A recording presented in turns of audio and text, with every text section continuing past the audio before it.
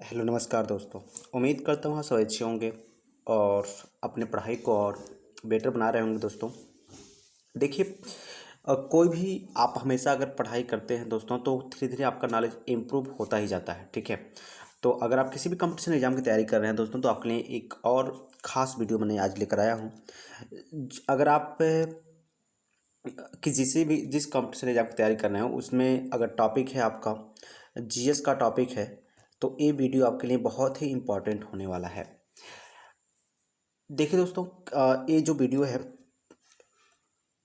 ध्वनि से रिलेटेड है, यानी ध्वनि से एक भी क्वेश्चन आपको इस वीडियो को देखने के बाद आपको मिस नहीं होगा आपसे। ठीक है, तो उम्मीद करता हूँ दोस्तों आपको ये वीडियो पसंद आएगा। तो अगर दोस्तों आपको ये वीडियो पसंद आता है तो इसको अपने दोस्तों के साथ शेयर जरूर कर दीजिएगा। ठीक है, हम ध्वनि के पूरे मतलब लगभग जितने भी क्वेश्चन ध्वनि से बन सकते हैं दोस्तों सारे कवर करेंगे। और इस वीडियो के देखने बाद आपको ध्वनि चैप्टर को पुनः कोई भी डाउट ध्वनि चैप्टर में नहीं रह जाएगा। किसी भी प्रकार का कोई डाउट रह जाएगा, कहीं से भी क्वेश्चन अगर पूछ लिया जाए ध्वनि से तो आप आराम से निकाल सकते हैं दोस्तों, कोई भी दिक्कत नहीं होगा इसमें। ठीक है, तो बहुत ही सिंपल में हम समझेंगे, बहुत ही आसानी से समझेंगे दोस्तों इस चैप्टर को। और उम्मीद करता हूँ दोस्तों कि ये चैप्टर आपको बहुत ही पसंद आने वाला है। चलिए स्टार्ट करते हैं अपने टॉपिक से। टॉपिक आपका क्या है दोस्तों? तो टॉपिक आज आपका है ध्वनि। आज का टॉपिक जो है दोस्तों आपका क्या है? ध्वनि है। अब देखिए, ध्वनि की अगर बात करें दोस्तों तो ध्वनि को आप डिफाइन कैसे कर सकते हैं? ध्वनि को डिफाइन करने के लिए आप क्या कर सकते हैं, किस तरह से इसको डिफाइन कर सकते हैं? तो इसको डिफाइन कई तरह से कर सकते हैं दोस्तों। पहला डिफाइन इसको, ध्वनि एक प्रकार की ऊर्जा ही होती है दोस्तों। आपको पता है ध्वनि ऊर्जा के बारे में। तो ध्वनि क्या है? एक प्रकार की ऊर्जा है जो कंपन से क्या होती है? उत्पन्न होती है। सबसे पहली बात, ध्वनि किससे उत्पन्न होती है? कंपन से। तो अगर आपसे कोई पूछे ध्वनि क्या है तो आप क्या कर सकते हैं? ध्वनि एक प्रकार की ऊर्जा है जो कंपन से उत्पन्न होती है। जैसे आपको पता है दोस्तों, कोई भी ऊर्जा का जो ऊर्जा संरक्षण का सिद्धांत जो कहता है कि ऊर्जा को हम लोग उत्पन्न नहीं कर पाएंगे, सिर्फ ऊर्जा को हम क्या कर सकते हैं? एक फॉर्म से दूसरे फॉर्म में बदल सकते हैं। यानी ऊर्जा को हम सिर्फ बदल सकते हैं, ना कि ना उत्पन्न कर पाएंगे और ना ही नष्ट कर पाएंगे। तो ऊर्जा ना ही कभी उत्पन्न होती है और ना ही कभी क्या होती है? नष्ट होती है। तो इसे भी आप याद रखिएगा। तो ध्वनि क्या हो गई दोस्तों? तो ध्वनि एक प्रकार की ऊर्जा हो गई। और ध्वनि जो है दोस्तों कंपन से ही उत्पन्न होता है। ठीक है, ध्वनि कहाँ से उत्पन्न होती है? कंपन से। यहाँ पर हम कुछ चीज़ और आपको क्लियर कर लें कि जो ध्वनि का स्पीड होता है दोस्तों, वह ध्वनि का स्पीड जो होता है वो होता है 300। निर्वात की अगर हम बात करें, ठीक है, और एक चीज़ और समझिए, ध्वनि जो डिपेंड करता है, हम आगे आपको चर्चा करेंगे, ध्वनि डिपेंड करता है टेम्परेचर पे। अगर टेम्परेचर क्या है दोस्तों, कम या ज़्यादा है तो उसमें ध्वनि इफेक्ट होता है, ध्वनि का स्पीड बढ़ सकता है और घट भी सकता है। ठीक है, अधिक टेम्परेचर के लिए ध्वनि का स्पीड क्या होगा? अधिक होगा, और कम टेम्परेचर पे ध्वनि का स्पीड क्या होगा? कम होगा। तो ये चीज़ आपको याद रखना है। तो अगर हम बात करें 0 सेंटीग्रेड टेम्परेचर पे जो ध्वनि का स्पीड होता है वो किसमें? निर्वात में। 0 सेंटीग्रेड टेम्परेचर पर ध्वनि का स्पीड कहाँ? निर्वात में। कितना होता है? तो याद रखिएगा 330 मीटर पर सेकेंड होता है। कितना होता है? 330 मीटर पर सेकेंड होता है। तो आपने क्या सीखा दोस्तों? ध्वनि क्या है? एक प्रकार की ऊर्जा होती है और जो कंपन से उत्पन्न होती है।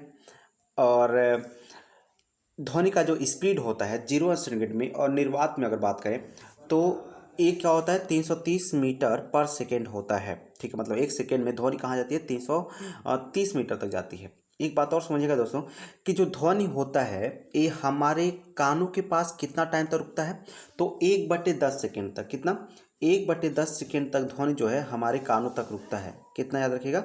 1/10 सेकेंड, मतलब सेकेंड का 10वां हिस्सा तक हमारी ध्वनि हमारे कानों तक रुकता है। ठीक है, तो इतनी चीज़ें आपको याद रखनी चाहिए ध्वनि के बारे में। ठीक है दोस्तों, जो ध्वनि है वो तरंग के रूप में चलता है दोस्तों, है ना? तरंग के रूप में चलता है। अब होता क्या है दोस्तों, थोड़ा समझिएगा। जैसे जो ध्वनि होता है कंपन से उत्पन्न होता है। अच्छा, ध्वनि को चलने के लिए देखिए माध्यम की भी क्या होती है? ज़रूरत होती है। ध्वनि को चलने के लिए किसकी ज़रूरत होती है? माध्यम की ज़रूरत होती है। यानी बिना माध्यम के ध्वनि जो है वो गमन नहीं कर सकता। तो ध्वनि जो है जिस माध्यम में चलती है दोस्तों, अलग अलग माध्यम में ध्वनि की स्पीड क्या होती है? अलग अलग होती है। जैसे हम बात करें सबसे अधिक अगर ध्वनि की स्पीड की बात करें तो वो कहाँ होता है? ठोस में होता है। किस में होता है? ठोस में। सबसे अधिक अगर ध्वनि की स्पीड कहाँ होती है, ठोस में होती है, याद रखिएगा। सबसे अधिक कहाँ होती है, ठोस में। अगर उसके बाद किस में होती है, द्रव में होता है। और उसके बाद किस में होता है, गैस में। यानी सबसे कम अगर ध्वनि की स्पीड की अगर बात करें दोस्तों तो किस में होती है, ठोस में होती है, ठीक है। और सबसे कम किस में होती है दोस्तों, गैस में होती है। रीजन क्या है इसका, तो ध्वनि क्या होता है, जब हम आवाज़ करते हैं, जैसे मान लीजिए सपोज करिए कि यहाँ पर क्या है, ध्वनि का कोई स्रोत है ना। मान लीजिए एक लाउड स्पीकर है, यहाँ से क्या हो रही है, ध्वनि निकल रही है। तो जो ध्वनि निकलती है दोस्तों, ये क्या करता है, जब यहाँ से ध्वनि निकलती है तो आपको पता है कंपन से ही उत्पन्न होता है। तो हमारे गले में भी क्या होती है, कंपन होते हैं, जिससे ध्वनि निकलती है। ये ध्वनि जब आती है माध्यम में, तो ये माध्यम के कणों से क्या करती है, टकराती हैं। जैसे ये माध्यम के कण हो गए दोस्तों, है ना, ये माध्यम के क्या हो गए, कण हो गए। अब क्या होता है कि इन माध्यम के कणों से जैसे ध्वनि अपनी जब इससे टकराएगी, इस कण से टकराएगी दोस्तों, तो ये क्या करेगी, यहाँ पर कंपन करने लगेगी। क्या कर लेगी, कंपन। जब यहाँ पर कंपन करेगी तो इसके पास वाली जो कण होते हैं उसमें भी क्या होगा, वह अपने जैसे देखिए क्या होता है, जब ये कंपन करता है, इस तरह से कंपन करता है, तो अपनी ऊर्जा को अपने पास वाले कण को देता है। तो अब ये वाला कण भी क्या करेगा, अब ये वाला कण भी क्या करेगा, कंपन करेगा। तो इस तरह से यही कंपन क्या होते हैं, यही जो कण होते हैं ऊर्जा का क्या करते हैं, ट्रांसफर करते हैं एक दूसरे से। तो यही जो ऊर्जा होता है आगे की तरफ क्या करता है, बढ़ता है, ठीक है। तो जो ध्वनि चलता है दोस्तों, वह तरंग के रूप में चलता है, कुछ इस तरह से तरंग के रूप में चलता है। जैसे ये देखिए, ये क्या होता है, तरंग का हमने एक सेपरेट वीडियो डाल रखा है दोस्तों, तो आप वहाँ से देख सकते हैं कि तरंग कितने प्रकार के होते हैं और तरंग क्या होते हैं। तो अगर आपको उस वीडियो को देखना है तो डिस्क्रिप्शन बॉक्स में मैं इसका लिंक दे दूंगा, आप वहाँ से आकर के इस वीडियो को देख सकते हैं। तो इतनी चीज़ आपको समझ में आ गया। तो देखिए सबसे पहली बात, एक बात समझिए, गैस में अधिक क्यों होता है, सॉरी, गैस में कम क्यों होता है और ठोस में अधिक क्यों होता है। आपने जब पढ़ा होगा दोस्तों कि कोई भी पदार्थ जो होता है दोस्तों, ये अणु और परमाणु से मिलकर बना होता है, ठीक है। तो ये जो पदार्थ है दोस्तों, इसमें आपको पता है कि जो गैस में होते हैं दोस्तों, इन अणुओं के बीच की जो दूरी होती है क्या होती है, बहुत ज़्यादा होता है। क्या होता है, इन अणुओं के बीच की दूरी क्या होती है, बहुत ज़्यादा होता है, ठीक है। अच्छा, और ठोस में क्या होता है दोस्तों, ठोस में अणुओं के बीच की दूरी क्या होती है, बहुत कम होता है। तो ये बहुत जल्दी से क्या करते हैं, अपनी ऊर्जा का ट्रांसफर करते रहते हैं दोस्तों। और यहाँ पर ये क्या होती है, बहुत स्लो अपनी ऊर्जा का ट्रांसफर करते हैं। कहने का मतलब समझिए कि यहाँ से इसको ऊर्जा देने जाने में क्या लगेगा, टाइम लगेगा, लेकिन यहाँ से तुरंत ऊर्जा को देते जाएंगे और तुरंत ये ऊर्जा क्या होगी, आगे बढ़ती जाएगी। तो देखिए एक क्या होता है, क्योंकि ठोस के अणु क्या होते हैं, पास पास होते हैं, ऐसे आप समझ सकते हैं। तो ठोस के अणु क्या होते हैं, पास पास होते हैं। इस कारण क्या होता है कि इनमें ध्वनि की जो स्पीड होती है क्या होती है, ज़्यादा होता है। जबकि गैस के अणु क्या होते हैं, दूर दूर होते हैं दोस्तों। तो इस कारण क्या होते हैं, इनमें ध्वनि की स्पीड क्या होती है, कम होती है। तो याद रखिएगा, ध्वनि जो होता है, ध्वनि को चलने के लिए सबसे पहले माध्यम की जरूरत होती है, ठीक है। देखिए ध्वनि तरंग के रूप में चलती है, ये तो पता है। और तरंग को चलने के लिए देखिए, तरंग भी दो तरह के होते हैं, हमने कहा ना, तरंग पर हमने सेपरेट वीडियो डाल रखा है, आप उसको देख सकते हैं। यहाँ पर हम कुछ डिस्कस कर देते हैं। तरंग की बात करें तो तरंग दो तरह के होते हैं। एक होता है दोस्तों यांत्रिक तरंग, ठीक है। यांत्रिक तरंग, यांत्रिक तरंगें क्या होती हैं, यांत्रिक तरंगें वह होती हैं जिनको चलने के लिए कोई माध्यम की जरूरत नहीं होती है, ठीक है। यांत्रिक तरंगें वही होती है जिनको चलने के लिए कोई माध्यम की जरूरत नहीं होती है। इनमें दो तरंगे आते हैं, एक अनुप्रस्थ आता है और एक आता है अनुदैर्ध्य, ठीक है। एक आता है अनुदैर्ध्य तरंग। तो ये दो तरंगे आते हैं किसमें, यांत्रिक तरंग में। एक तरंग होता है आपका विद्युत चुंबकीय तरंग। तो विद्युत चुंबकीय तरंग क्या होता है, तो जो विद्युत चुंबकीय तरंग होता है दोस्तों, विद्युत चुंबकीय तरंग, उसको उसमें क्या होता है कि उसको चलने के लिए माध्यम की जरूरत नहीं होती है, ठीक है। तो देखिए, जिसको चलने के लिए माध्यम की जरूरत नहीं होती उसे बोलते हैं विद्युत चुंबकीय तरंग, और जिसको चलने के लिए माध्यम की जरूरत होती है उसे बोलते हैं हम लोग यांत्रिक तरंग। तो इसको भी आप याद रख सकते हैं, ठीक है। चलिए, तो ये चीज़ें आप, हम उम्मीद करता हूँ आप अच्छी तरह से समझ गए होंगे, इसमें आपको कोई भी डाउट नहीं होगा, ठीक है। चलिए, तो आप समझ गए, फिर वापस से देख लेते हैं कि ध्वनि के बारे में। तो ध्वनि क्या है, आपसे क्या पूछेगा, ध्वनि क्या है, तो ध्वनि एक प्रकार की ऊर्जा है, ठीक है। और पूछेगा कि ध्वनि को चलने के लिए माध्यम की जरूरत होती है या नहीं। तो ध्वनि को चलने के लिए बिल्कुल आपको माध्यम की जरूरत होती है। अब देखिए ये माध्यम क्या है, समझिए दोस्तों। माध्यम की अगर बात करें तो जैसे आप समझिए, आपको कहीं से मान लीजिए दिल्ली से आपको जाना है मुंबई, है ना, दिल्ली से मुंबई। तो दिल्ली से आप मुंबई जाने के लिए दोस्तों एक काम कर सकते हैं, ठीक है। दिल्ली से मुंबई जाने के लिए आप क्या कर सकते हैं, एक सेकेंड दोस्तों, इसको इरेज करते हैं।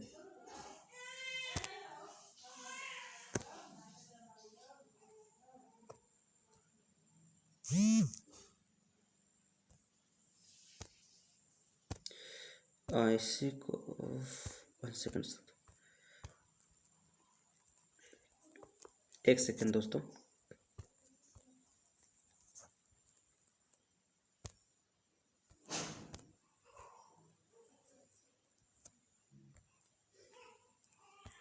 ठीक, तो आपको क्या जाना है दोस्तों, दिल्ली से कहाँ जाना है, मुंबई जाना है।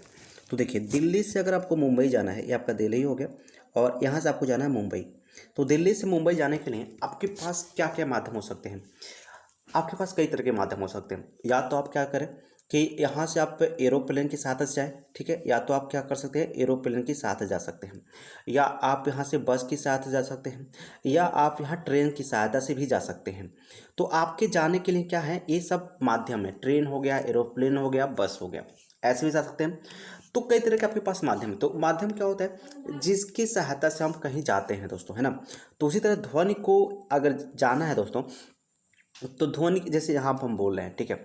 अब हमारी ध्वनि जो है दोस्तों, आप ध्वनि जो है दोस्तों, जैसे आप समझिए, आप एक कमरे में है, क्या है, एक कमरे में है, ठीक है, और इस कमरे में आप कुछ भी बोलेंगे तो इस कमरे में जितने लोग बैठे हैं वहाँ पर उन लोगों को आपकी ध्वनि सुनाई देगी। रीजन क्या है, क्योंकि उस कमरे में क्या है, एक माध्यम है, और वह माध्यम क्या है, वायु है। क्या है, वायु।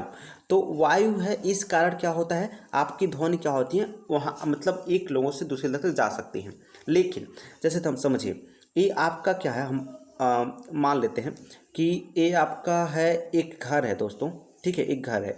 एक घर किसका है, ये शीशे का घर है। किसका घर है दोस्तों, शीशे का, मतलब चारों तरफ से शीशे से क्या है, एक पैक है, ठीक है, शीशे से एक क्या है दोस्तों, पैक है। इस शीशे का घर है दोस्तों, है ना।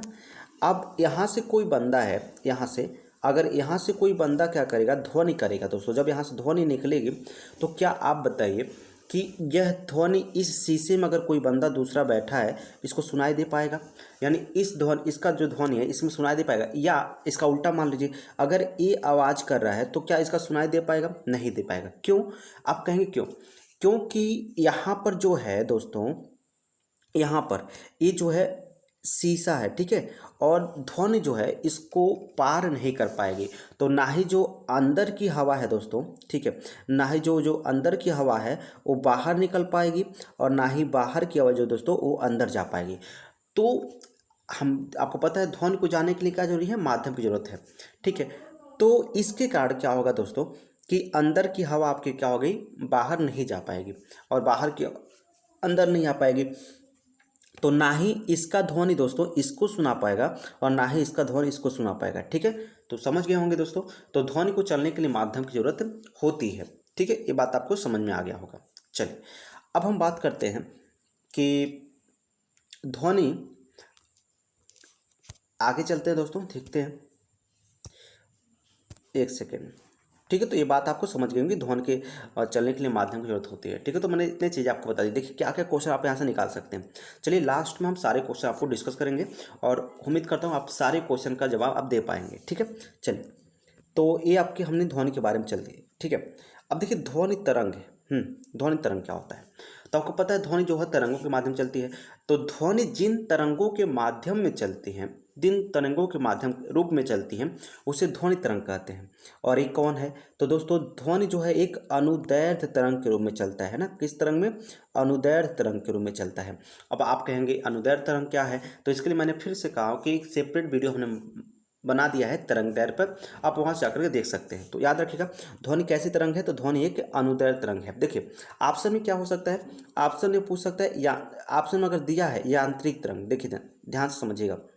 यांत्रिक तरंग के दो पार्ट होते हैं, एक होता है ध्वनि तरंग, सॉरी, एक होता है अनुदैर्घ्य तरंग, एक होता है आपका अनुदैर्घ्य तरंग, अनुदैर्घ्य तरंग, और एक होता है दोस्तों अनुप्रस्थ तरंग। तो याद रखिएगा जो ध्वनि है आपका उसमें अनुप्रस्थ तरंग है। तो देखिए ये डिपेंड करता है कि क्वेश्चन किस तरह से किया हुआ है।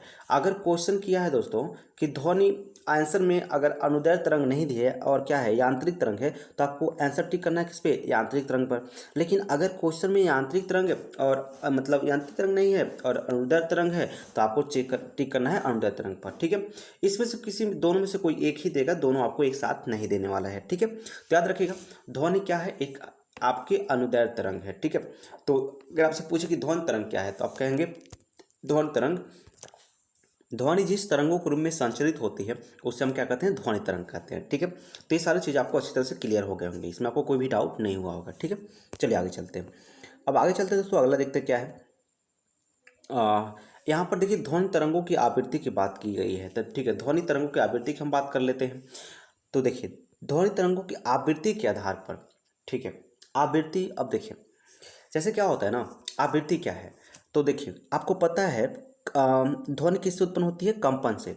अब देखिए ध्वनि कंपन से उत्पन्न होती है, तो आपको पता है कि जब आवृत्ति किसे कहते हैं, जैसे मान लीजिए ये आपके पास एक छड़ है, क्या है, छड़ है। इस छड़ को आप क्या कर दीजिए, यहाँ से खींच लाइए और खींच करके क्या कर दीजिए, मान लीजिए इस तरह से कर दीजिए। इस छड़ को खींच करके क्या कर देंगे आप, इस तरह से कर देंगे। और जब इस छड़ को खींच करके छोड़ेंगे तो फिर क्या होगा, छड़ को खींच के छोड़ेंगे तो क्या होगा, छड़ जो है दोस्तों कुछ इस तरह से कंपन करेगा, इस तरह से क्या करेगा, कंपन करेगा।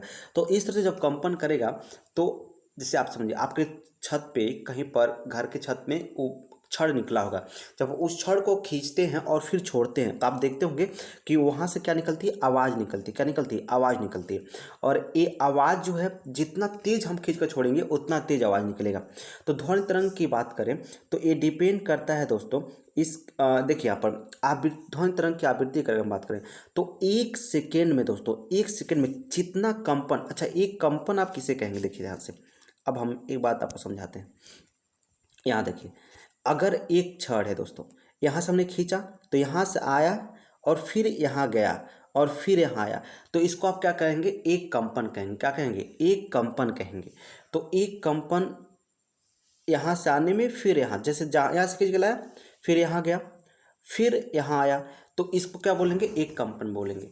तो कहने का मेरा अर्थ ये है कि जो आवृत्ति होती है एक सेकेंड में कितना कंपन कर दिया। अगर मान लीजिए आपने इस छड़ को खींचा और देखा कि एक सेकेंड में 10 कंपन हो गया, कितना कंपन हो गया, 10 कंपन, तो आवृत्ति कितना हो जाएगी, 10 हर्ट्ज हो जाएगी। कितना हो जाएगी, 10 हर्ट्ज। मतलब जो कंपनों की संख्या एक सेकेंड में, कुल कंपनों की संख्या जो होती है दोस्तों, उसी को हम क्या बोलते हैं, आवृत्ति बोलते हैं। और इसे हम किस में लिखते हैं, हर्ट्ज से लिखते हैं। क्या लिखते हैं, हर्ट्ज। याद रखिएगा क्वेश्चन पूछता है कि आवृत्ति का मात्रक क्या है, तो आप याद रखेंगे आवृत्ति का जो मात्रक है वो है हर्ट्ज। हर्ट्ज देखिए ऐसे लिखा होता है, जो आवृत्ति का मात्रक होता है दोस्तों, हर्ट। ठीक है, इसको HZ से भी लिखते हैं। तो याद रखिएगा अगर आपसे पूछे कि ध्वनि तरंगों की आवृत्ति मतलब किसे कहते हैं, तो आवृत्ति का मात्रक क्या होता है, तो आप कह सकते हैं इसका हर्ट्ज आवृत्ति का मात्रक होता है। ठीक है, अब देखिए बात समझिएगा अच्छी तरह से। अब यहाँ देखिए जो ध्वनि तरंगों की आवृत्ति क्या क्या हो सकती है और ध्वनि तरंगें कितने प्रकार की हो सकती हैं आवृत्ति के आधार पर। तो एक होता है अश्रव्य। क्या होता है, अश्रव्य। याद रखेंगे, एक होता है अश्रव्य तरंग या ध्वनि कह सकते हैं, अश्रव्य ध्वनि। ठीक है, अच्छा एक होता है दोस्तों श्रव्य, एक होता है श्रव्य और एक होता है आपका पराश्रव्य। श्रव्य, तो ये तीन तरह की होती हैं, अश्रव्य, श्रव्य और पराश्रव्य। अब देखिए ये है क्या, अश्रव्य क्या होगा, श्रव्य क्या होगा और पराश्रव्य क्या होगा, इसको ध्यान से समझिएगा। अश्रव्य ध्वनि क्या होती है, तो ये अश्रव्य ध्वनि जो होती हैं इनका जो आवृत्ति होता है ये होता है 20 हर्ट्ज से कम। कितना, 20 हर्ट्ज से कम होता है। इससे क्या होता है, कम। अच्छा 20 हर्ट्ज से कम होता है किसकी, अश्रव्य ध्वनि की। और यह ध्वनियाँ हमको सुनाई नहीं देती हैं, यानी यह ध्वनियाँ हमारे कान को सुनाई नहीं देती हैं। यानी 20 हर्ट्ज से कम की जो ध्वनि होती हैं दोस्तों ये हमें सुनाई नहीं देती हैं। तो ये चीज़ें आपको याद रखने होंगे। अच्छा अब देखिए 20 हर्ट्ज से कम ध्वनि हमको सुनाई नहीं देती है। अच्छा, एक कैसे एग्जाम्पल में, जैसे जो धड़कने की जो ध्वनि होती है दोस्तों, वह हम नहीं सुन पाएंगे, लेकिन उसको हम स्कोप द्वारा हम सुन सकते हैं। तो जो धड़कन की ध्वनि हो गई, क्या होगी धड़कन की ध्वनि, तो ये हो गया आपका क्या अश्रव्य ध्वनि है, ठीक है। धड़कन की ध्वनि, देखिए जब दोस्तों भूकंप आता है, क्या आता है भूकंप, तो जब भूकंप आता है तो भूकंप आने से पहले एक प्रकार की तरंग निकलती है, ठीक है। और वो कौन सी तरंग होती है, तो वो तरंग होती है अश्रव्य ध्वनि, ठीक है। तो ये जो तरंगे हैं इनको कौन देखिए, जो कुत्ते और जो बिल्ली होते हैं दोस्तों, और व्हेल मछली जो होती है दोस्तों, वो भी एक प्रकार की तरंग उत्पन्न करती है। तो ये जो है अश्रव्य ध्वनि है, कौन सी है अश्रव्य, यह ध्वनियाँ हमको सुनाई नहीं दे पाती हैं, ठीक है। ये ध्वनि क्या होती है, हमको सुनाई नहीं दे पाती हैं, और जिसके कारण क्या होता है कि मतलब ये किसको सुनाई देती हैं, तो देखिए जो कुत्ते होते हैं और जो बिल्ली होती हैं दोस्तों, है ना, तो कुत्ते बिल्ली को जो दोस्तों ये ध्वनि क्या है सुनाई दे देती है, वो इसको फील कर सकते हैं, लेकिन हम जो है इसको फील नहीं कर पाते हैं। देखिए दोस्तों, जो कुत्ते बिल्ली होते हैं, ठीक है, वो देखिए जहाँ भी बैठे होते हैं वो अपने मुख को जमीन पर रख करके बैठे होते हैं, ठीक है, जिससे थोड़ा भी अगर भूकंप आने का थोड़ा भी अगर हलचल निकलता है, जब भी ये अश्रव्य ध्वनि, देखिए भूकंप आने से पहले याद रखिएगा कौन सी ध्वनि निकलती है, अश्रव्य ध्वनि निकलती है, ठीक है। तो यह इनको फील हो जाता है, जिससे आपको पता है दोस्तों यह इधर उधर भागने लगते हैं। तो ये चीज़ें आपको याद रखना होगा कि अश्रव्य ध्वनि क्या होती है। तो देखिएगा, आपसे क्वेश्चन करेगा कि बताइए अश्रव्य ध्वनि क्या है, तो आप कहेंगे कि वे ध्वनियाँ जिनका जो आवृत्ति है 20 हर्ट्ज से क्या हो कम हो, उसे क्या बोलते हैं हम लोग अश्रव्य ध्वनि बोलते हैं, ठीक है। तो उम्मीद करता हूँ दोस्तों आप इसको भी समझ गए होंगे। चलिए, श्रव्य ध्वनि क्या होती है दोस्तों, तो इसको याद रखिएगा। अगर बात करें श्रव्य ध्वनि की, ये आपका 20 हर्ट्ज से कम होता है दोस्तों। और श्रव्य ध्वनि की अगर हम बात करें, तो श्रव्य ध्वनि में इसका जो होता है 20 हर्ट्ज से क्या होगा अधिक होगा, 20 हर्ट्ज से अधिक होगा, लेकिन 20 किलो हर्ट्ज से क्या होना चाहिए, 20 किलो हर्ट्ज से कम होनी चाहिए। आप कहेंगे किलो हर्ट्ज क्या है, तो देखिए एक किलो हर्ट्ज में होता है आपका, एक किलो हर्ट्ज में आपका होता है 1000 हर्ट्ज। कितना, एक सेकेंड दोस्तों, 1 किलो हर्ट्ज में आपका क्या हो जाएगा 1000 हर्ट्ज हो जाएगा, इसको याद रखेंगे। तो याद रखिएगा 1000 रहेगा। तो श्रव्य ध्वनि की आवृत्ति क्या होती है दोस्तों, आवृत्ति परसेंट क्या होती है 20 हर्ट्ज से 20 किलो हर्ट्ज, ठीक है, यानी 20,000 हर्ट्ज कह सकते हैं आप। अब देखिए, श्रव्य ध्वनियाँ वे ध्वनियाँ जो हमें सुनाई देती हैं उसे हम क्या बोलते हैं श्रव्य ध्वनियाँ बोलते हैं। जो हमें सुनाई देती हैं वे श्रव्य ध्वनि कहलाती हैं। देखिए, जो हम साधारण बातचीत करते हैं दोस्तों, उसकी जो आवृत्ति क्या होती है, उसकी आवृत्ति होती है 30 से कितना, उसकी आवृत्ति होती है आपका 30 से 40 हर्ट्ज की, है ना, जो हम बात कर रहे हैं आमतौर में, जो हम बात अभी बोल रहे हैं, तो इसकी आवृत्ति कितना है 30 से 40 हर्ट्ज है, ठीक है। जो आपको अगर शोरगुल की जो ध्वनि होती है वो 40 से क्या होती है 50 होती है ना, 40 से 50 की जो ध्वनि होती है शोरगुल की ध्वनि होती है, ठीक है। और जो ट्रैक्टर की ध्वनि निकलती है वो लगभग 90 हर्ट्ज की होती है, और जो ऑर्केस्ट्रा का ध्वनि होता है दोस्तों वो कितना होता है 100 हर्ट्ज की होता है, ठीक है। तो ये सारी चीज़ें आपको याद रखना है। तो सिंपल आपसे यही पूछता है कि एक बार ये भी क्वेश्चन पूछा गया कि ऑर्केस्ट्रा की ध्वनि कितनी होती है दोस्तों, उसकी आवृत्ति क्या होती है, तो 100 हर्ट्ज। साधारण बातचीत की आवृत्ति क्या होती है, तो इसको भी याद रखना है आपको। इसका कितना होता है 30 से 40 हर्ट्ज, ठीक है। और शोरगुल होता है दोस्तों, है ना, तो उसकी क्या होगी 40 से 50 हो जाएगा। तो ये सारी चीज़ आपको याद रखने होंगे। तो आपको ये भी समझ में आ गया श्रव्य ध्वनि क्या है, ठीक है, जो हम सुन सकते हैं दोस्तों उसे क्या कहते हैं श्रव्य ध्वनि, ठीक है। चलिए, अब देखिए, एक होता है प्राश्रव्य ध्वनि। ये ध्वनियाँ भी हम लोग स्पष्ट नहीं सुन पाते हैं। ये प्राश्रव्य ध्वनि क्या है दोस्तों, तो वह ध्वनि जिनकी आवृत्ति जो है दोस्तों वह 20 किलो हर्ट्ज से भी क्या हो अधिक हो, 20 किलो हर्ट्ज से भी क्या हो अधिक हो, उसे हम क्या बोलते हैं प्राश्रव्य ध्वनि बोलते हैं, ठीक है। जैसे जो आपके मिसाइलें हैं, ठीक है, इनकी जो ध्वनि है दोस्तों, जो रॉकेट्स हैं इनको भी, इनकी जो ध्वनि है दोस्तों ये क्या है प्राश्रव्य ध्वनि कहलाते हैं, ठीक है। तो आप याद रखेंगे 3 तरह की ध्वनि हो सकती हैं, मतलब उसकी आवृत्ति के हिसाब से, एक अश्रव्य ध्वनि, एक आपका श्रव्य ध्वनि, और एक आपका पराश्रव्य ध्वनि। तो उम्मीद करता हूँ दोस्तों आप इसको भी अच्छी तरह से समझ गए होंगे। चलिए, अब आगे चलते हैं दोस्तों, अगला क्वेश्चन देखते हैं, अगला क्वेश्चन क्या है। अब आगे अगर हम बात करें दोस्तों ध्वनियों के लक्षण, ठीक है, ध्वनियों के लक्षण की बात करें तो इसको भी हम समझ लेंगे अच्छी तरह से, ध्वनि के क्या क्या लक्षण हैं। यहाँ पर कुछ चीज़ें अगर हम आपको क्लियर कर दें दोस्तों तो ठीक रहेगा।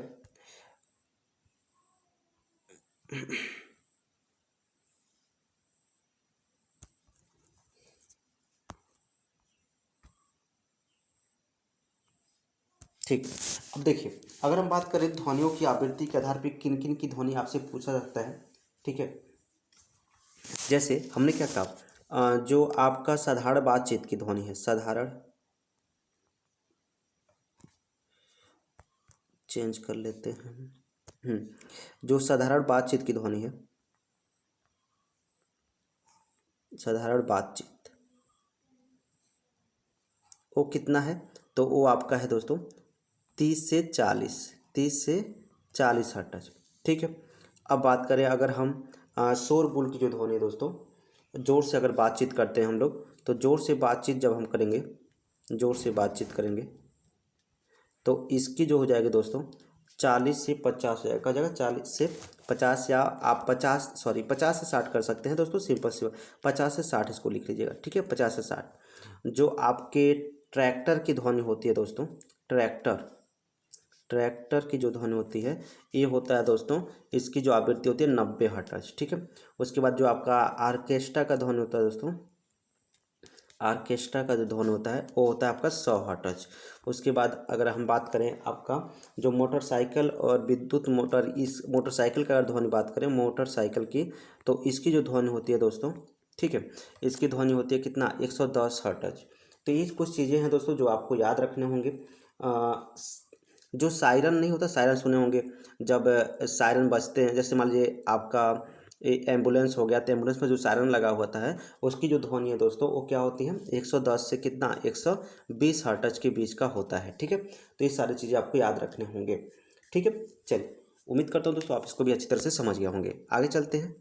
अब देखिए, ध्वनि को ये लक्षण की बात हम कर लेते हैं। तो ध्वनि के क्या क्या लक्षण हो सकते हैं, जैसे आप देखिए कई तरह की ध्वनि सुनते हैं, कुछ कुछ लोगों की ध्वनि क्या देखते हैं, पतला होता है, तो कुछ लोगों की ध्वनि मोटा होता है। तो इसके लक्षण किन किन बातों पे डिपेंड करते हैं, ठीक है, तो ये सारी चीज़ें देखेंगे। तो सबसे पहली बात करें तीव्रता की, तो जो तीव्रता होता है दोस्तों, तीव्रता क्या है, तीव्रता हमको ये बताता है, किसी ध्वनि की तीव्रता हमको ये बताता है कि वह ध्वनि जो है वह तेज है या स्लो है। मतलब तीव्रता जो है दोस्तों, इस समझिए एक तरह से हमको ये बताता है कि कोई ध्वनि धीमी सुनाई देती है या आपके तेज सुनाई देती है, या डिपेंड करता है उसकी तीव्रता पर।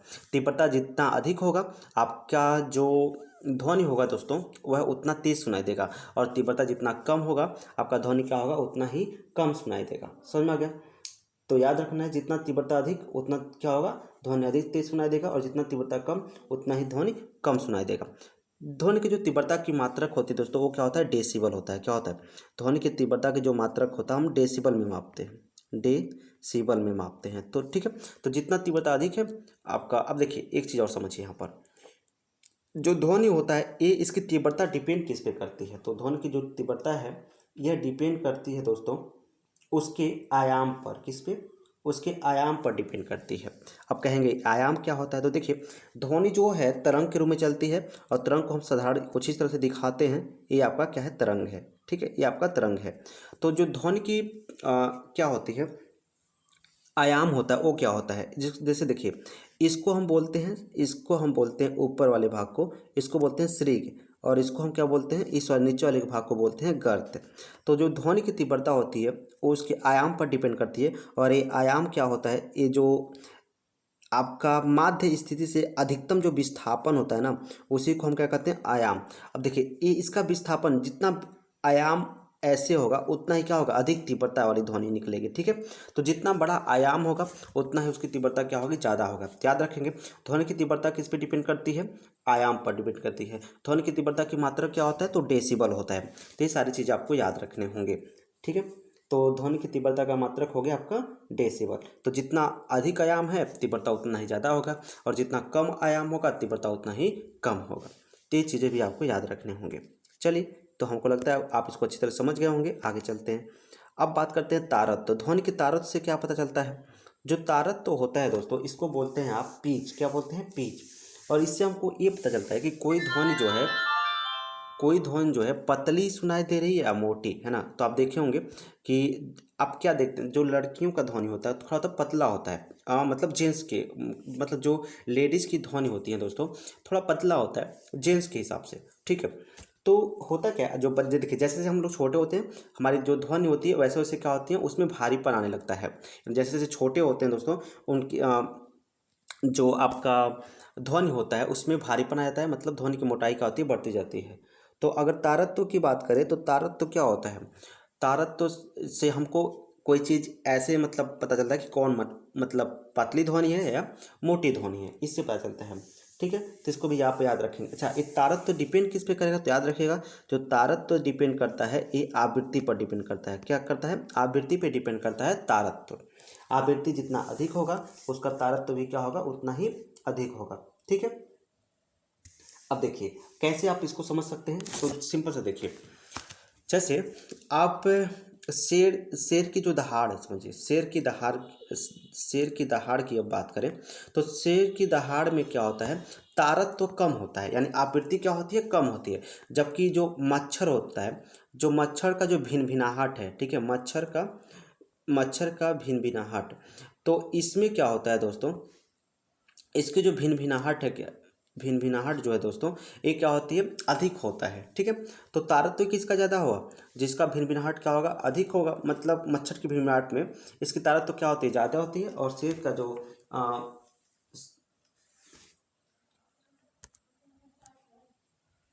ठीक। तो ये चीज़ आपको याद रखने होंगे, ठीक है। तारत्व, कोई ध्वनि हमको मोटी सुनाई देती है या पतली सुनाई देती है, एक इस पे डिपेंड करता है, तारत्व पे डिपेंड करता है, ठीक है। चलिए अब आगे चलते हैं, अगला क्वेश्चन देखते हैं। अगला क्वेश्चन क्या कह रहा है, गुणता। अब गुणता की अगर बात करें तो गुणता से आप क्या समझेंगे, गुणता इसको ऐसे समझिए आप, जैसे ये क्या करता है, दो ध्वनि है और दोनों ध्वनि क्या है, दोनों ध्वनि की तीव्रता क्या है, तीव्रता भी समान है, दोनों ध्वनि की तीव्रता भी समान है और दोनों ध्वनि की जो दोस्तों आवृत्ति भी समान है, ठीक है। अब दोनों ध्वनि की जब तीव्रता और आवृत्ति दोनों समान है तो उनके बीच में डिफरेंस जो बनाता है दोस्तों, डिफरेंस बताता है वो कौन बनाता है, गुणता बताता है, ठीक है।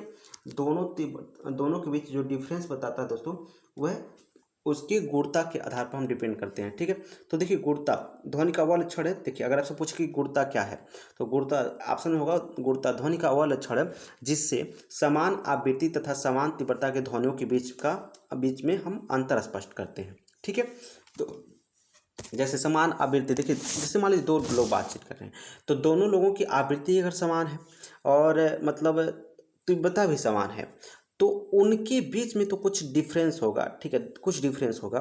तो उस डिफरेंस को जो बता करता है वह क्या कहलाता है, गुणता कहलाता है, ठीक है। तो समान आवृत्ति तथा समान तीव्रता वाले ध्वनियों के बीच में जो अंतर स्पष्ट करता है वह उसका गुणता कहलाता है, ठीक है। चलिए, तो उम्मीद करता हूँ दोस्तों ये सारी चीज़ आपको समझ में आ रहा होगा। तो अगर दोस्तों आपको ये समझ में आ रहा है तो आप क्या इस चैनल को सब्सक्राइब भी कर सकते हैं, वीडियो को लाइक कर भी सकते हैं और अपने दोस्तों के साथ शेयर भी कर सकते हैं, ठीक है।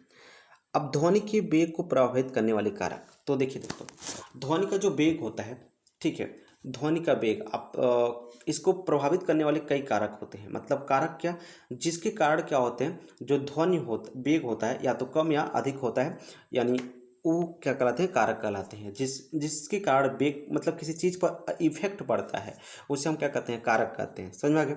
जैसे अगर मान लीजिए आप पढ़ाई कर रहे हैं, ठीक है, तो आप पढ़ाई कर रहे हैं तो आपके आस पास जो आपके बेंच पे बैठते हैं दोस्तों, तो कहीं ना कहीं वो मतलब ऐसा होता है कि अगर आपकी पढ़ाई में इफेक्ट वो डालते ही डालते हैं। जैसे अगर आप पढ़ रहे हैं तो ये लोग कहेंगे चलो यहाँ चले जाए, तो चलो थोड़ा बाहर निकल जाए, है ना, चलो यहाँ चला जाए, थोड़ा पानी पे चले जाए। तो ये पढ़ाई पर क्या कर रहे हैं, इफेक्ट डाल रहे हैं। तो मतलब क्या है, जिसके कारण आपकी पढ़ाई पर क्या पड़ रहा है, इफेक्ट पड़ रहा है, तो आपके कारक कहला गए, मतलब पढ़ने के कारक। तो सेम वही बात है, जैसे अगर मान लीजिए ध्वनि के वेग को प्रभावित करने वाले कारक कौन कौन है दोस्तों, तो याद रखेंगे ध्वनि के वेग को प्रभावित करने वाले कारक जो हैं, हम पहला अगर बात करें तो पहला क्या है, ताप है आपका, कौन है, ताप। अब ताप कैसे प्रभावित करता है दोस्तों, तो होता क्या है, देखिए समझिए बात को, सिंपल सी बात समझिए।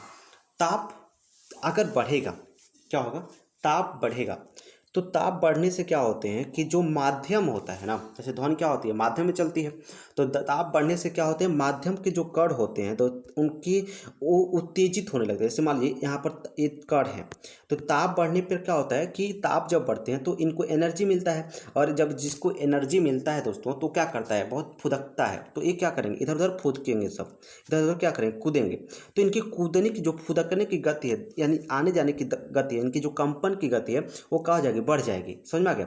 तो जिसके कारण जो है ये ध्वनि का ट्रांसफर बहुत तेजी से करेंगे। तो याद रखिएगा, जब ताप बढ़ेगा तो क्या हो जाएगा, ताप बढ़ने से, और जैसे आप समझिए इस तरह से देखिए, जैसे कोई व्यक्ति है, या मतलब क्या है कि आपका कोई दोस्त है, ठीक है, तो अगर वो कोई काम आप कह रहे हैं करने के लिए, तो वो नहीं करता है, क्या करता है, नहीं करता। अगर मान लीजिए कोई काम है वो करता भी है तो बहुत स्लो से करता है, तो आप क्या कहेंगे कि थोड़ा सा और आप उसको कर देंगे, कैसे कहेंगे, ये आपका दोस्त है दोस्तों, ठीक है, दोस्त है, ये आपका काम नहीं कर रहा है, ठीक है, या काम कर रहा है तो स्लो से कर रहा है, तो इसको क्या करेंगे, क्या करेंगे कि इसको पैसा कह देंगे, थोड़ा और पैसा ले लो और मेरा काम जल्दी से कर दो। तो क्या करेगा, पैसा लेगा, और पैसा जैसे ही पैसा पाया, मतलब क्या पा गया, ताप पा गया, मतलब ऊर्जा पा गया, और जैसे ही ऊर्जा पाया और तुरंत आपका काम फटाक फटाक करने लगेगा, ठीक है। तो कहने का मतलब क्या है, वैसे ही तो जैसे इसको भी काम कर, मतलब पैसा पाते ही तुरंत, मतलब पैसा मिला इसको और तुरंत काम करना और लगन से काम करने लगा, तो सेम वही बात हुआ। तो जैसे इनका टेम्परेचर बढ़ता है दोस्तों तो क्या होते हैं, ये और तेज़ी से काम करना स्टार्ट कर देते हैं, ठीक है। तो सेम वही बात है, तो याद रखिएगा, ताप जब बढ़ता है तो आप ऐसे याद रख सकते हैं कि ताप का क्या प्रभाव पड़ता है। तो देखिए, ताप बढ़ेगा तो इनके जो अणु होते हैं उनकी क्या होगी, स्पीड बढ़ेगी, क्या बढ़ेगी, स्पीड। और जब उनकी स्पीड बढ़ेगी तो स्पीड बढ़ने के साथ क्या क्या होगा, ये इनके कंपन क्या हो जाएंगे, बढ़ जाएंगे। और जब कंपन बढ़ेंगे दोस्तों तो क्या होगा कि एनर्जी को बहुत तेज, यानी ध्वनि को बहुत तेज ट्रांसफर करेंगे, ले जाएंगे, ठीक है। जिससे क्या होगा कि ध्वनि का जो वेग है वो बढ़ जाएगा, ठीक है। तो ये चीज़ आपको याद रखने होंगे। चलिए, तो याद रखेंगे, ताप बढ़ने के साथ क्या होती है, ध्वनि का जो वेग होता है वो बढ़ जाता है, ध्वनि का वेग वेग बढ़ जाता है। और पीछे उन्हें बता ही दिया दोस्तों कि 0 सेंटीग्रेड ताप पर क्या होता है, जो निर्वात में ध्वनि का वेग होता है वो कितना होता है, 330 मीटर पर सेकेंड, 330 मीटर पर सेकेंड। याद रखिएगा, 0 सेंटीग्रेड पर, 0 सेंटीग्रेड पर जो ध्वनि का वेग होता है निर्वात में कितना होता है, 330 मीटर पर सेकेंड होता है। तो इसे भी आपको याद रखना होगा। अच्छा, अब देखिए दबाव बढ़ने पर क्या होता है दोस्तों। तो देखिए, दबाव का यहाँ पर ध्वनि के पर कोई भी प्रभाव नहीं पड़ता है, ठीक है। तो इसको भी याद रखिएगा आप, दबाव से कोई, ये मतलब क्या है, एकदम स्वतंत्र रहता है, ठीक है। इसका अगर पूछा जाए कि दबाव का ध्वनि पर क्या प्रभाव पड़ता है, तो कोई प्रभाव नहीं पड़ता है, याद रखिएगा, ठीक है। दबाव का ध्वनि पर कोई प्रभाव नहीं पड़ता है। अब देखिए आगे चलते हैं दोस्तों। अगर यहाँ देखें आप, घनत्व का क्या प्रभाव पड़ेगा, ठीक है। तो घनत्व, तो याद रखिएगा, घनत्व हमने बताया ना कि घनत्व आपका जितना भी अधिक होगा,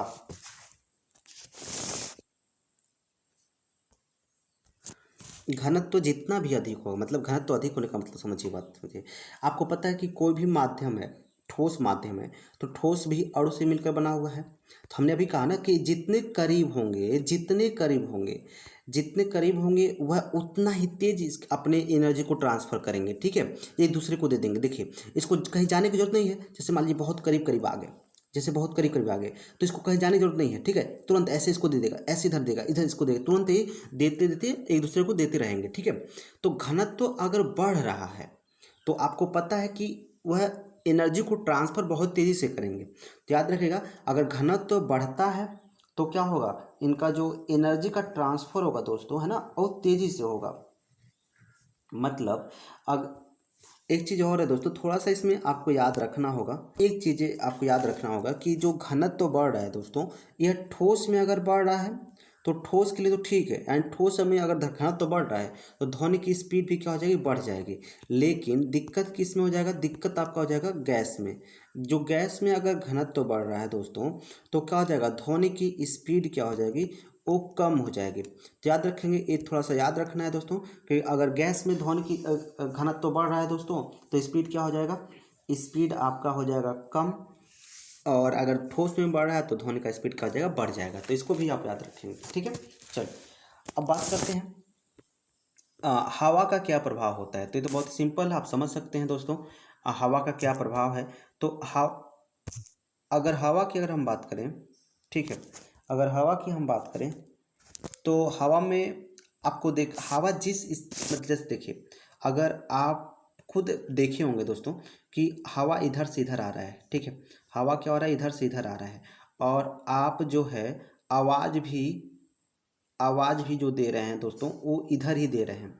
तो होगा क्या, हवा के कारण क्या होगा, इनका स्पीड क्या हो जाएगा, बढ़ जाएगा, वह आवाज़ बहुत तेज़ी से चला जाएगा। लेकिन ठीक अगर इसका उल्टा करते हैं दोस्तों, ठीक है, तो इसका उल्टा करते तो हवा क्या करेगा, इसको इसकी जो कण इधर जा रहे थे लेकर के वो इसको इधर ठेल देगा, जिसके कारण होगा क्या कि इनका जो गति है ना, वेग है, वो क्या हो जाएगा, स्लो हो जाएगा। तो याद रखिएगा, अगर हवा के दिशा में आप बोल रहे हैं तो आपका क्या हो जाएगा, बढ़ जाएगा, और हवा के विपरीत बोल रहे हैं तो क्या हो जाएगा, कम हो जाएगा। तो ये चीज़ें भी आपको याद रखने होंगे। कब आपके वेग बढ़ता है, तो जब हवा के आप विपरीत बोलेंगे तो आपका वेग घट जाएगा, और जब हवा के दिशा में बोलेंगे तो आपका वेग क्या हो जाएगा, बढ़ जाएगा, ठीक है। तो ये चीज़ें भी आपको याद रखना होगा। चलिए उसके बाद ये देख लेते हैं हम लोग आर्द्रता का क्या प्रभाव पड़ता है। तो आर्द्रता का अगर बात करें तो आर्द्रता का प्रभाव, जैसे आर्द्रता मतलब होता है नमी, क्या होता है, नमी। जैसे वातावरण में क्या होता है, हर समय क्या होती हैं, जलवाष्प रहती हैं, ठीक है। वातावरण में क्या होते हैं, हर समय क्या होती है, जलवाष्प होती हैं। जैसे आप देखेंगे बरसात के मौसम में, ये बरसात का मौसम ही चल रहा है, तो इसमें क्या होते हैं कि जो आवाज़ होती है ना, बहुत दूर वाली आवाज़ क्या होती है, बहुत स्पष्ट सुन जाती हैं, ठीक है, क्योंकि इसके अंदर नमी मतलब आर्द्रता उत्पन्न होती है, जो वातावरण है, ठीक है, उसमें क्या होती है, नमी उत्पन्न हो जाती है। और इस नमी के कारण क्या होता है कि जो वेग होता है वो ठीक है, तो वेग क्या होता है, बढ़ जाता है, जिससे हमें बहुत दूर की ध्वनि भी सुनाई दे देती है, ठीक है। तो याद रखिएगा कि आर्द्रता बढ़ने पर क्या होता है, आर्द्रता अगर बढ़ता है, नमी अगर बढ़ती है वातावरण में, तो होता क्या है कि नमी बढ़ने के कारण इसका वेग भी क्या होता है, बढ़ जाता है, ठीक है। तो याद रखेंगे, क्योंकि आप खुद देख सकते हैं, अगर बरसात का मौसम है दोस्तों, तो इसमें हमें जो ध्वनियाँ होती हैं वो बहुत दूर से ही सुनाई देती हैं। लेकिन जो गर्मी का मौसम होता है, क्योंकि उसमें नमी क्या होती है, कम हो जाती है गर्मी के मौसम में, और नमी कम होने के कारण क्या होती है, ध्वनि भी कम, जो वेग है वो भी क्या होता है, कम हो जाता है, ठीक है। तो ये भी चीज़ आपको याद रखना होगा। अब देखिए प्रतिध्वनि, यहाँ पर हम इसकी बात कर लेते हैं। प्रतिध्वनि क्या है। प्रतिध्वनि अगर आप देखें, जैसे जब आप प्रकाश का परावर्तन पढ़े होंगे, जैसे जब कोई ध्वनि जो है एक माध्यम से दूसरे माध्यम में जाती है, जैसे मान लीजिए आप ध्वनि किए, यहाँ से ध्वनि आ रही है, ठीक है, ध्वनि आ रही है, और यहाँ पर आपका जो एक माध्यम है दोस्तों, वो माध्यम ये है आपका, मान लीजिए जो माध्यम है ये जल है, क्या है, जल। तो ये क्या होगा, जल से यहाँ पर टकराएगा, टकराने के बाद क्या होगा, टकराने के बाद ये जो है, ठीक है, ये टकराने के बाद कुछ इसी माध्यम में क्या हो जाएगा, वापस लौट जाएगा, कुछ इस तरह से आया और इस तरह से चला गया। तो इसी को हम लोग बोलते हैं ध्वनि का परावर्तन। क्या बोलते हैं, ध्वनि का परावर्तन। मतलब जब कोई ध्वनि एक माध्यम से दूसरे माध्यम में जाती है तो पुनः उसी माध्यम में कुछ वापस लौट जाती है, इसे हम क्या कहते हैं, ध्वनि का परावर्तन कहते हैं। अब देखिए प्रतिध्वनि, जब यही ध्वनि हमको क्या होता है, दोबारा सुनाई देता है, तो उसी को हम क्या बोलते हैं, प्रतिध्वनि। मतलब जब जब हम ध्वनि करते हैं दोस्तों, है ना, जैसे आप कुएं के पास जाकर के ध्वनि करेंगे, तो अगर कुएं में पानी है तो कुछ टाइम बाद क्या होगा कि वह ध्वनि हमको पुनः सुनाई देता है। आपने खरगोश और शेर की कहानी तो सुनी होगी, तो ये प्रतिध्वनि द्वारा ही हुआ था, ठीक है। तो प्रतिध्वनि मतलब जब ध्वनि का हमें कुछ टाइम बाद दोबारा सुनाई देता है, तो उसी को हम क्या कहते हैं, प्रतिध्वनि कहते हैं, ठीक है। तो प्रतिध्वनि क्या होता है, इसको आप याद रखेंगे। जब ध्वनि किसी दूसरे माध्यम एक माध्यम से दूसरे माध्यम में जाती है, तो उसके टकराने के बाद पुनः कुछ उसी माध्यम में क्या होती हैं, वापस लौट आती हैं, ठीक है। ध्वनि उसी माध्यम में वापस लौट आती है, इसे हम क्या कहते हैं, प्रतिध्वनि कहते हैं, ठीक है। क्वेश्चन ये पूछेगा कि प्रतिध्वनि सुनाई देने के लिए न्यूनतम, मिनिमम की बात करें तो मिनिमम कितना डिस्टेंस होना चाहिए, मिनिमम कितना। तो याद रखेंगे मिनिमम जो डिस्टेंस होना चाहिए 16.5 मीटर होना चाहिए, यानी आप इसको ऐसे याद रख सकते हैं, लगभग 17 मीटर की मिनिमम डिस्टेंस होना चाहिए, ठीक है। देखिए जब हम कहीं पहाड़, देखिए आप एक रूम में हैं दोस्तों, तो रूम में अगर आप आवाज़ करते हैं तो कुछ टाइम बाद क्या होता है कि वही आवाज़ आपको फिर से सुनाई देने लगता है, अपना ही आवाज़ गूंजता है। तो इसी को हम क्या बोलते हैं, प्रतिध्वनि बोलते हैं। अगर आप पहाड़ों के बीच जाते हैं और वहाँ पर आवाज़ करते हैं तो ये आवाज़ आपके पहाड़ों से टकराती है और पुनः आपको कुछ टाइम बाद सुनाई देता है, तो इसी को हम क्या बोलते हैं, प्रतिध्वनि कहते हैं।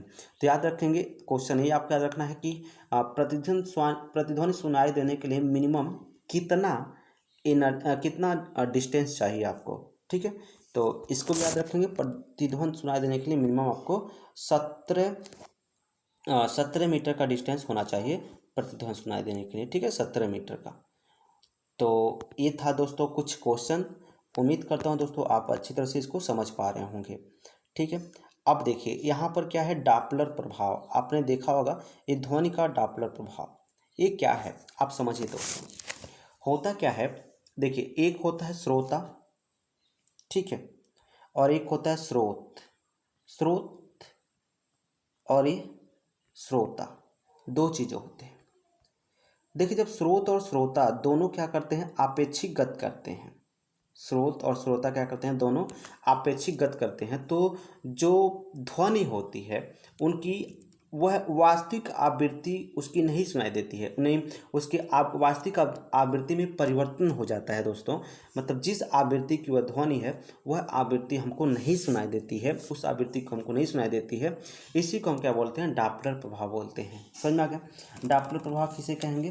तो जब स्रोत और श्रोता, ठीक है, सापेक्षिक गत कर रहे हो तो जो ध्वनि के आवृत्ति में क्या होता है, आवृत्ति, देखिए जब आवृत्ति बदलेगा तो तरंगदैर्घ्य भी बदल जाएगा। तो उसके आवृत्ति और तरंगदैर्घ्य में क्या होता है, परिवर्तन होता है, जिसे ध्वनि का डॉपलर प्रभाव कहते हैं, ठीक है। तो समझ में आया दोस्तों। जैसे आप एग्जाम्पल समझिए, एग्जाम्पल क्या है कि जैसे ए मतलब गत कर रहा है, ए भी गत कर रहा है, तो ए भी गत कर रहा है और ए भी गत कर रहा है। लेकिन याद रखिए एक क्वेश्चन पूछ सकता है कि डॉपलर प्रभाव के लिए क्या जरूरी है। तो डॉपलर प्रभाव के लिए जरूरी है कि जो स्रोत है और जो श्रोता है, मतलब जो ध्वनि करने वाला स्रोत है और जो ध्वनि सुनने वाला श्रोता है, दोनों की जो गति है ना, वो हवा के गति के क्या होनी चाहिए, हवा के गति से हाँ, दोनों का जो गति होना चाहिए। तो इसमें ज़रूरी क्या है कि जो ध्वनि का वेग होना चाहिए, ठीक है, वह ध्वनि स्रोत के वेग से क्या होना चाहिए, अधिक होना चाहिए, ठीक है। ध्वनि का जो वेग होना चाहिए, ध्वनि स्रोत के वेग से क्या होना चाहिए, अधिक होना चाहिए, तभी डॉपलर प्रभाव काम करेगा। अब देखिए डॉपलर प्रभाव क्या समझिए इस तरह से, जैसे कि यहाँ पर आप एक प्लेटफॉर्म पे कोई व्यक्ति खड़ा है, ठीक है, प्लेटफॉर्म पे क्या खड़ा है, प्लेटफॉर्म पे कोई व्यक्ति खड़ा है। तो जब क्या होती है, यहाँ पर मान लीजिए प्लेटफॉर्म पे कोई व्यक्ति खड़ा है, ठीक है, यहाँ पर, और जब क्या होती है, जब रेलगाड़ी क्या होती है दोस्तों, इधर से आती है, ठीक है, रेलगाड़ी क्या होती है दोस्तों, इधर से आती है, तो अगर उस समय जो हॉर्न देती है दोस्तों, तो वह हॉर्न हमें तेज़ी से सुनाई देता है, और जैसे ही रेलगाड़ी हमसे दूर जाने लगती है तो वही हॉर्न दोस्तों हमको स्लो सुनाई देता है। तो एक किस लिए सुनाई देता है, तो ये डॉपलर प्रभाव के कारण ही होता है, ठीक है। तो अगर आपसे क्वेश्चन पूछेगा कि प्लेटफॉर्म पे खड़ा कोई व्यक्ति आने वाली ध्वनि की जो सीटी है उसको अधिक तेज सुनाई देता है, जबकि जाती हुई रेलगाड़ी की सीटी क्या होती है, स्लो सुनाई देती है। क्यों, तो एक इसलिए कि ये डॉपलर प्रभाव के कारण होता है। किस प्रभाव के कारण होता है, तो ये डॉपलर प्रभाव के कारण होता है। तो उम्मीद करता हूँ दोस्तों ये सारी चीज़ें आपको अच्छी तरह से समझ में आ गई होंगी, ठीक है। तो ये था आज का दोस्तों क्वेश्चन। इसमें हम आपको से कुछ क्वेश्चन करेंगे जो आपको जवाब देने होंगे। सबसे पहली क्वेश्चन क्या है, आप इसको कमेंट बॉक्स में जवाब दे सकते हैं। पहला क्वेश्चन ये रहेगा कि सबसे ध्वनि किस प्रकार की तरंग है। तो ये जवाब देना है आपको, ध्वनि क्या है, ध्वनि किस प्रकार की तरंग है। ध्वनि जो है, चलिए बता देते हैं क्या क्या हमने सीखा है यहाँ पर। तो ध्वनि किस प्रकार की तरंग है, तो याद रखेंगे ध्वनि जो है एक अनुदैर्ध्य तरंग है। कैसी तरंग है, एक अनुदैर्ध्य तरंग है, ठीक है। ध्वनि एक अनुदैर्ध्य तरंग है, ठीक है। ध्वनि की जो स्पीड की अगर बात करें दोस्तों, निर्वात में कितना होता है, तो 330 मीटर पर सेकेंड होता है। किस टेम्परेचर पे, कितना टेम्परेचर, तो 0 सेंटीग्रेड टेम्परेचर की हम बात कर रहे हैं।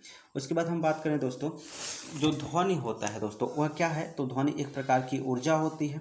और जो ध्वनि को चलने के लिए माध्यम की जरूरत है कि नहीं, तो बिल्कुल ध्वनि को चलने के लिए माध्यम की ज़रूरत होती है। ठीक है, उसके बाद हम बात करें जो श्रव्य ध्वनियाँ होती हैं दोस्तों, ये क्या होती हैं, जो अश्रव्य ध्वनि क्या होती हैं और जो पराश्रव्य ध्वनि होती हैं। श्रव्य ध्वनि जिसकी आवृत्ति 20 हर्ट्ज से अधिक होती है और 20 किलो हर्ट्ज से कम होती है।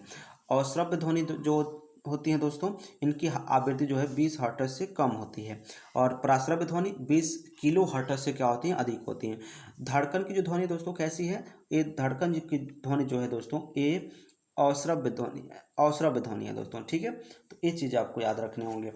उसके बाद अगर बात करें दोस्तों तीव्रता से आप क्या समझते हैं, तो जो प्रकाश की तीव्रता होती है, ठीक है, वो क्या होती है, तो उसका मात्रक क्या होता है। तो प्रकाश की तीव्रता जो है 1 सेकेंड में दोस्तों जो आप उसके कंपन करने की, ठीक है, अच्छा सॉरी, प्रकाश की तीव्रता किस पे डिपेंड करता है दोस्तों। तो प्रकाश की तीव्रता जो है जिसके कारण कोई ध्वनि हमको तेजी से या तेज या धीमी सुनाई देती है, उसे हम क्या बोलते हैं, प्रकाश की तीव्रता कारण होता है। और ये डिपेंड किस पे करता है, तो आयाम पे करता है। किस पे करता है, आयाम पे करता है। इसको भी आप याद रखेंगे, डिपेंड किस पे करता है, डिपेंड करता है आयाम पर। जितना अधिक आयाम रहेगा तीव्रता भी क्या होगा, उतना ही अधिक होगा। ठीक है, उसके बाद अगर बात करें तो ताप बढ़ने से क्या होता है, ध्वनि का वेग बढ़ जाता है। ऑर्केस्ट्रा की ध्वनि कितनी होती है, तो याद रखेंगे 100 होता है। साधारण बातचीत की ध्वनि कितना होती है, 30 से 40 होता है। फिर अगर शोरगुल की ध्वनि है दोस्तों, तो वो कितना होता है, 50 से 60 होता है। ट्रैक्टर की ध्वनि कितनी होती है, 90 होता है। ठीक है, तो ये सारी चीज़ें आपको याद होनी चाहिए। ठीक है, अच्छा यहाँ पर चीज़ें घनत्व, अगर किसी ठोस माध्यम का जो घनत्व बढ़ेगा तो ध्वनि का वेग भी क्या हो जाएगा, बढ़ जाएगा। अगर ठोस गैस माध्यम का घनत्व बढ़ेगा तो ध्वनि का वेग क्या हो जाएगा, कम हो जाएगा। तो ये सारी चीज़ें हैं जो आपको याद होनी चाहिए। ठीक है, तो उम्मीद करता हूँ दोस्तों आप ये सारी बातें समझ गए होंगे। तो आज के लिए बस इतना रखते हैं। अगर इसके बाहर आपको ध्वनि से कोई भी टॉपिक आपको देखने को नहीं मिलेगा, एक चीज़ और क्वेश्चन दोस्तों, इसको आप कमेंट बॉक्स में जवाब जरूर दे दीजिएगा कि प्रतिध्वनि सुनाई देने के लिए न्यूनतम दूरी कितनी होनी चाहिए। तो इसको आप कमेंट बॉक्स में जरूर जवाब दीजिएगा। ठीक है, तो आज के लिए बस इतना ही। जल्दी मिलेंगे दोस्तों अपने अगले नेक्स्ट वीडियो में। तब तक के लिए जय हिंद, जय भारत।